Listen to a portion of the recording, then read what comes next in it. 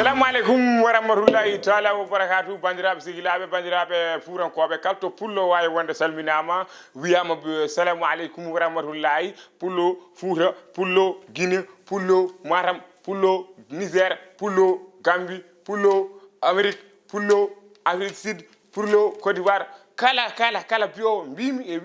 wimami mi salminima mi wima assalamu alaikum wa rahmatullahi on gatti ɗo e kabaruuji mon heɓe ñuggo ɗo e nder sen mon Lidor Piindi TV inchallah oɗon mbiya ñagge yon mbat abonné mbaɗon partagé mbaɗon commentaire mbaɗon ni jamais on paami eyyi min mbaɗa noon e émission chaque semaine inchallahu rabbi sammone are hokko hen journal uji kabaruuji heɓe ñuggo ko ari fo sorfo nder ko ay foyo nan nder voilà donc hande min gari ko ganduɗa hoore ma kañum woni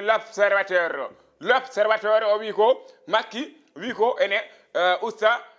localisation luwas ala wawa wonde o wi makki wi kene usta luwas en jetti Allah Allah yettami merci Jo yo tem Jo Allah jaɓi duwawom o wi ko makki wi ene usta luwaso parce que makki kadi saɗa usta luwaso a calculat makki parce que ñanden wonno mbiɗen ɗo oɗon usta luwaso wajiɓe ɓe jaltina yimɓeɓe a faami comme ça so tawi ko 100 000 yoɓere no mbiɗen joni ko 80 000 yoɓere mois a faami ɓe jaltina ɓen ɓe mbiyaɓe noon jalta gom koye fownu gallem quoi ha ɓe jalta soɓe jalti noon ɓe garta ɓeyde ɗum il faut les son gussi il faut mbaɗon sur le terrain veiller sur les luwas joom galle ɓe par ce que gonde ƴoƴƴe a wawa wiide a usti mbiya ko 100 000 wonno wattama 80 000 par mois joni ɓe mbiya minen min koye fewnu galle amen min cuuliti Allah min jalte min pewna galle o min pewna galle o jalta ha para ɓe gara ɓe loo ɗum goɗɗo taw fewnira ɓe loo ɗum ko ɓuuri ko Macky Sall wi ko ɓuuri ko usta ko walla ko ɓuuri ko lumno ko donc ɗum ɗon il faut kadi Macky tu restes les veilles sur le terrain quoi de la ustude luwas a faami wona ustirana joyima de il faut mbaɗa hen veille a faami ƴeewa tawɓe koɓe guusi o ɓeɗa mbaɗa ɗum application walla mbaɗa ɗum application voilà ok ɗum noon a weltanama a jarama e ɗum ɗon noon kam saɗa waɗa noon ne moƴƴi kam wax dëgg yallah ustude yimɓe ko maayi yimɓe koko maayi machallah ko maayiɓe machallah billah wallahi heddire koɓe gubboyi par que Serigne Bamba donc so gummimi ɗon e garade Sonko wi hande foti notoyade to ganduɗa hoore ma woni tribunal national a faami mais min wiyelem ko Sonko hande ko meeɗa wadde o waɗi ndo notoyde Sonko no notoyde ñanden premiére ha wi o rewani université ndewmi ko virage ndewmi ko VDN ndewmi ko koye asaman kono golle o Sonko waɗi ko discours Sonko wi min mi sohlani oɗon duusami sohlewu makko moye gingue mi sohlani duuse gacce mbiya Sonko ko noon waɗi gollo donc nak ɗum ɗo hollirta Sonko noddi ko jam de Sonko noddi ko jam o wi ko hay goto sohlani woro yo ar yaade makko kanko wawi yaade donc nak o yeehi e ɓen toon eɓene mbaɗa koɓe mbaɗata juge o yo Allah newnu e que la meilleure gagne que la meilleure gagne min wala fof mbawmi haalde hen que la meilleure gagne Sonko e juge que la meilleure gagne donc nan ɗon dal jon ko an hoorema minen kam ɗum tawi politique minen min jiiɗa naten par ce que min jiiɗa jaggede quoi c'est ça quoi oui merci yo Allah newnu dal yo Allah newnu Sonko yo Allah newnu kono kadi juge ne metti min de juge la ilaha illallah maɓe namde ha ɓe namdoma an holko kacciriɗa hande maɓe namde ɗum fadde so ɓawi mbaɗa kayit ma e big ma maɓe namde hunde foof noon eyyi yo Allah newnu dal yo Allah waɗ jaam dal e noyre e Sénégal par ce que no gartanmi nde joni gummin fuuri hande kono no nanmi Sénégal nde sikkunomi ko faydeyi arata ɗo aɗa faydeyi arin ɗo e lanja adin ɗo faydeyi e lanja doses ha policier ɓe gari ine kalda e lanja pourquoi nadde ɗum ɗo e feto waɗi désordre lella ɗum sikkunomi won neɗɗo mawɗo mo ganduɗa hoore ma ne ara ɗo hande komi naɗa tan jim policier pistolet mete pistolet poɗɗoni o mete prr on mi jogui goto fof ne dari ene diimi am ene daarami ngabbinmi verruji ɗi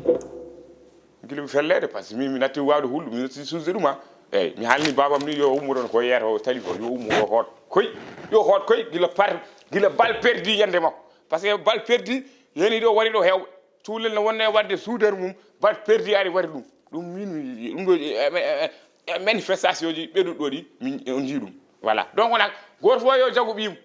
goto fof yo ren hoore mum min somi pari ɗo so tawi ko affaire ko fuɗɗi mi yaltata ɗo galle o ɗo piiri ɗo mi yaltata ɗo mbalami ɗo gonami ha nde dañmi lawol hodde donc nak jiiɗe jaam hay sinno o Sonko wiyama ni na jiiɗe jaam waɗete ɗum e deyre eɗo mbawi wadde manifestation kaɓani on mbawi wadde manifestation kaɓani taw pellodirani e ɗum ɗoji e ministére uji voilà par ce que ministére uji ko yimɓe tan koɓe yimɓe de woto cikke ko robot ji kasi yimɓeɓe cikkere ministére ko robot wona robot ko neɗɗo woni ɗon donc neɗɗo o yoyi ko ɓernde donc noon wonko mbatta ɗum kadi so ñoolama kadi kañum ne fellere ma way kono kam policier ji ɗum leen ñaan policier ɗum leen ñaan bu leen tirer balle normal kam woto tirer ɗum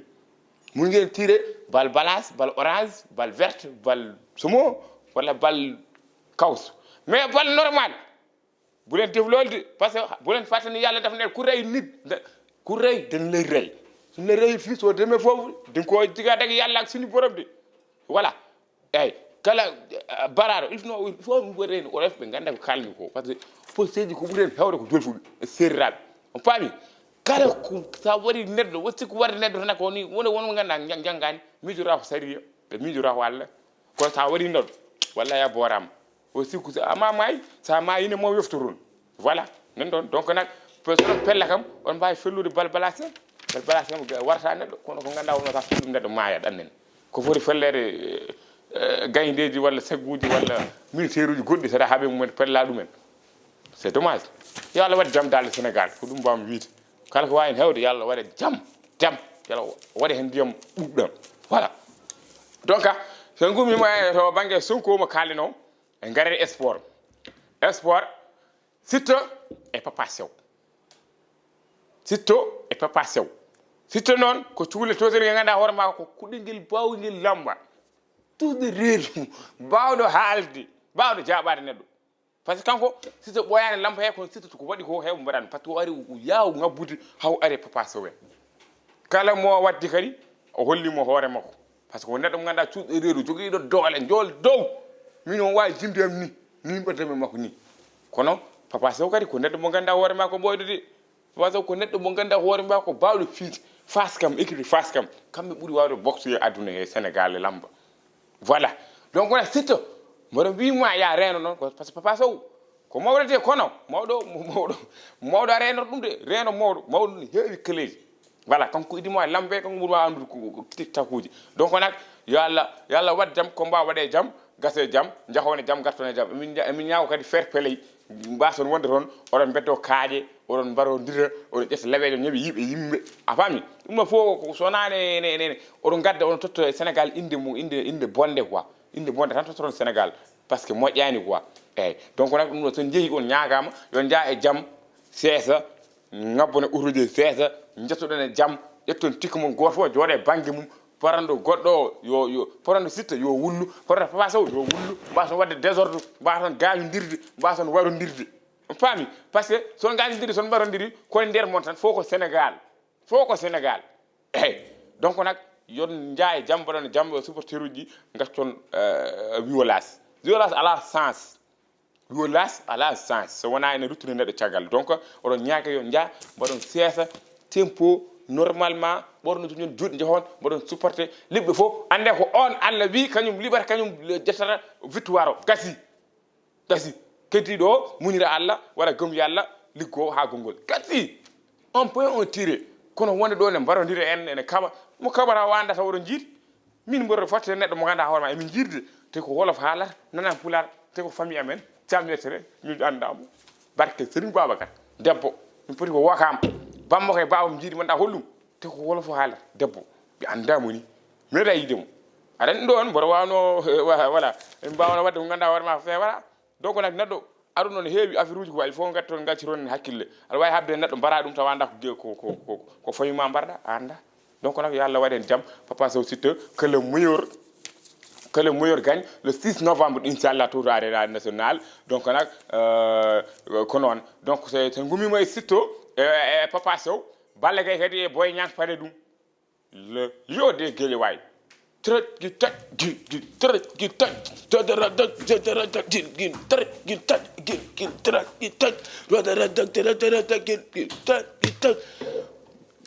ngam rini mbor manki waaw dum quoi ngam rini kam mbor manki waaw dum boy ñaakam boy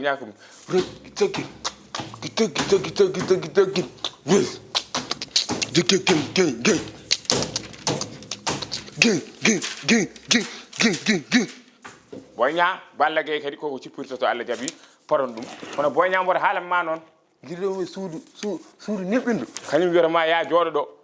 ndenoda balla gay parce que c'est un phénomène balla gay c'est to neddo mo ganda ko neddo mo ganda bawdo lamba balla gay wana ino wayni joni no wano poyal ngal don haami bi ko jardo domujo e joni wana indi e leccukurel donc nak moy tulde reno balla gay hatta kam wad lamba ma mbada effort ha parce que goto fo yido victoire kono balla gay c'est un champion de il faut être vigilant hela andil hela addu hakilla voilà donc nak yalla wadi hen jam kanyum ne ara wade jam benne jam donc sport kadi wona tan ha joni donc don wiite alan joueur sitio attaque sitio alan woni bodi wengel tan tulengel bawngel bal bawdo ko wadata ko donc alan ko jodi e télé ndesan o wi ne wawi no o wi ko Sénégal ne wawi wadde performance et coupe du monde odo donc o wi ko Sénégal comme to qualité mo yi Sénégal ho kanko ko Sénégal tan o yi ne wawi wadde jeegoji ha tetto coupe du monde o parce que Sénégal en jogi dum en jogi joueuruji en jogi qualité on jogi entraîneur en jogi doole de donc nak dum non kadi emin dettuma hen Alan thank you Alan mi Senegal is sedanade Senegal is coupe du monde thank you you know me very much bernde lamde jogida yeah thank you bernde lamde donc nak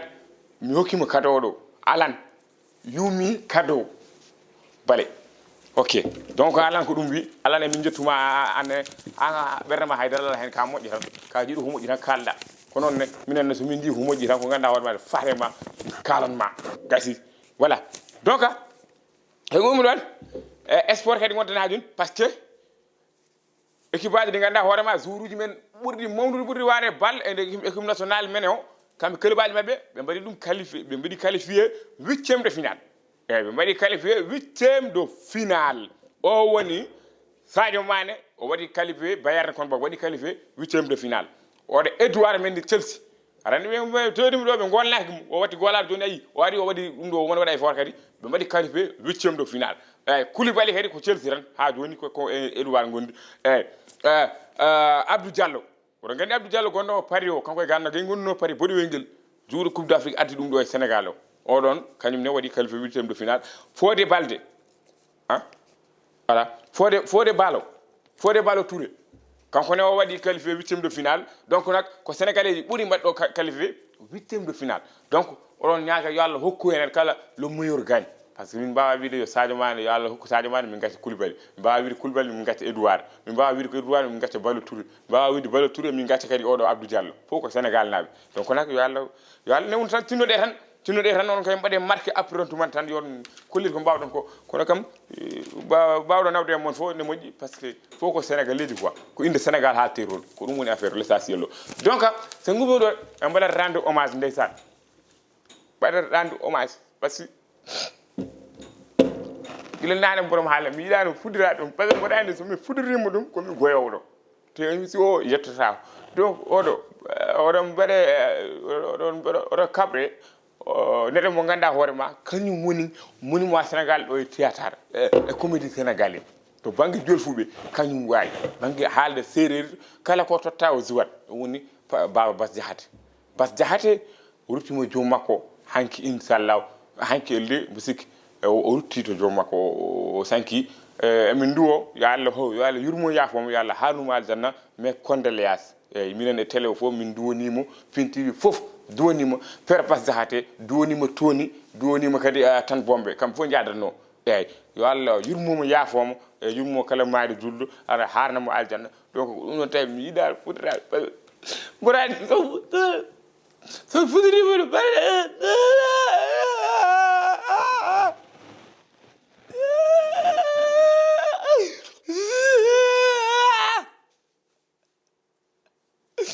mbaɗɗata yo oy moƴƴi Allah yurmo yaabama ɗum tan min mbawi hen par ce que ala ko min mbawi Allah Allah kam ko waɗi fof ala ko wawa hen sinno ko sago amen kam way kono ala ko wawa hen mi ko ɓurandi Allah kam juuɗe balle tan kono kadi Allah haare aljanna annen donc wona ko noon tan duwonandemo rek mais condoléance bas jakati on jarama ko ɗum ɗo wonno kabaruuji mon heɓini ko do e nder télé mon Piindi TV oɗon ñaaga mbaɗe abonné mbaɗe partage mbaɗon foof mboɗa salmina